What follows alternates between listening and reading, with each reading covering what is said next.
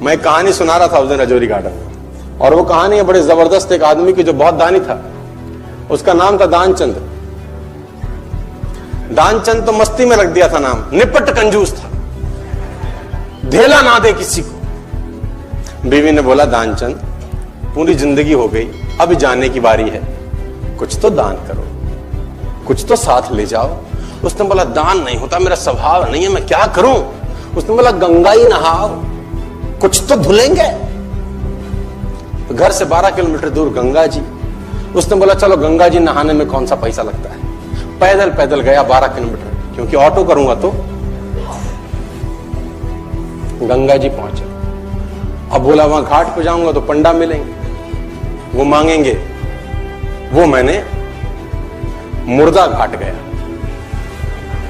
कि वहां तो साला कोई झंझट नहीं, इतना कंजूस। अब कहते हैं कि भगवान को मस्ती सूझी। भगवान ने कहा ऐसा आदमी नहीं देखा।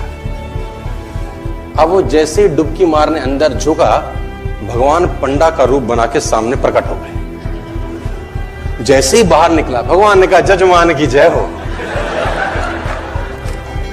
उसने बोला तुम कौन हो? बोले हम पंडा हैं, बड़े संतोषी ब्राह्मण हैं। वैसे तो यहां कभी कभी आते हैं, तुम्हारे ऐसा भी कोई ना कोई कभी ना कभी आता है, साल साल भर का खाना दे जाता है। उसने बोला साल भर का? हम तो नहीं दे सकते। बोला महीने का दे दो।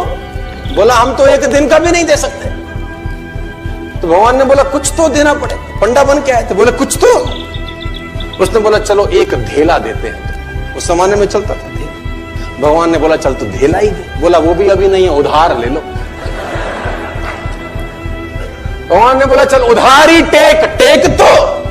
उसने बोला उधार है, फिर कभी देंगे। तो बोला ठीक है। गया वापस 12 किलोमीटर, थका हारा। 12 गया था, 12 आया, थका हाया आया, घर में आके सो गया। थोड़ी देर बाद घर का दरवाजा खटखटा। जजमान की जय हो। बीवी ने दरवाजा खोला, देखा तो वही पंडा। बोला हाँ। बोला वो आपके पति देव ने कुछ उधार लिया है, वो लेने आए। पत्नी ने आदमी को जगाया, जागो, किसी पंडा को कुछ कहने को दे आए थे? बोले हाँ। बोला आ गई हैं बाहर। बोला जाके कह दो कि उनका तबीयत खराब है। अब कंजूसी देखो। अब वो जाके बोली उनकी तबीयत बहुत खराब है।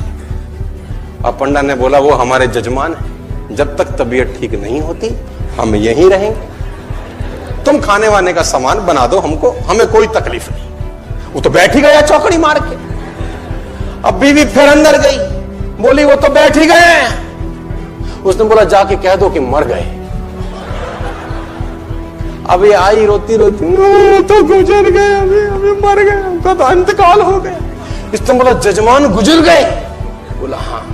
बोला तुम कहां गांव में जाके अकेली औरत खबर परोगी, हम खुद ही खबर कर देते हैं। बाहर गए, और जब तक तो रोकती तब तक तो बताए सबको कि दानचंद गुजर गया। दानचंद अब धीरे धीरे धीरे भीड़ इकट्ठी होगी, धीरे धीरे धीरे भीड़ इकट्ठी होगी। दानचंद के घर में इकट्ठे हो गए। अब दानचंद को बांध लिया, ले जाने की बारी। अब वो बीवी रोवे, ये मरे नहीं है।